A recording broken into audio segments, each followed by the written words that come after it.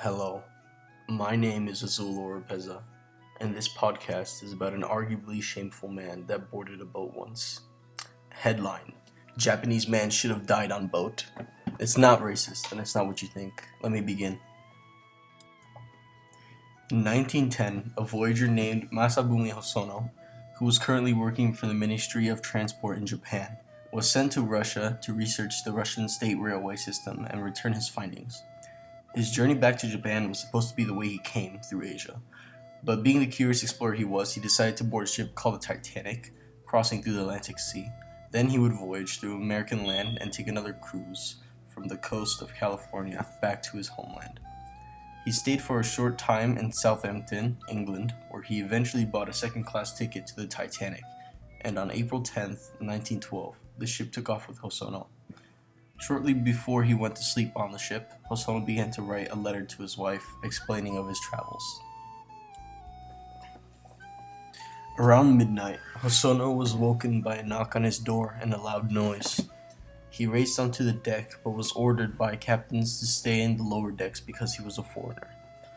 Hosono later stated, quote, "All the while, flares signaling emergency were being shot into the air ceaselessly, and hideous blue flashes and noises were simply terrifying. Somehow, I could in no way dispel the feeling of utter dread and desolation." End quote.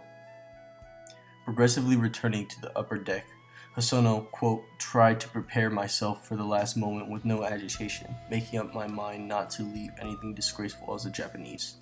But still, I found myself looking for and waiting for any possible chance for survival." On one hand, Hosono knew that if he returned to Japan in one piece, he would be rejected from his culture and his people.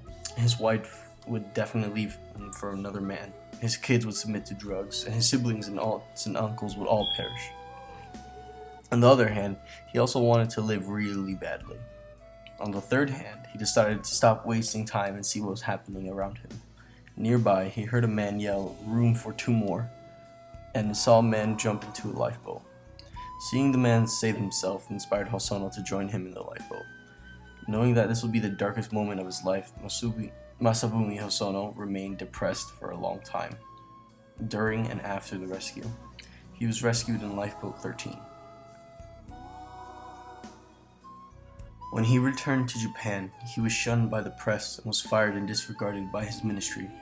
He lived an okay life afterwards, but was still embarrassed the whole way through. He died in 1939 as a poor, ridiculed man. Little was known about his Titanic story because he wrote it all in a diary. Like I mentioned at the beginning, that he was writing letters to his wife. They eventually turned into a diary, which was stowed away, but found by his granddaughter, Yuriko, who made it public. It's not an entirely bad ending though. His grandson, Harumi Hosono, became a popular musician in Japan and returned honor to his family name. He is still alive and you can even find his music on YouTube. Thank you for tuning into this podcast. There will not be another episode.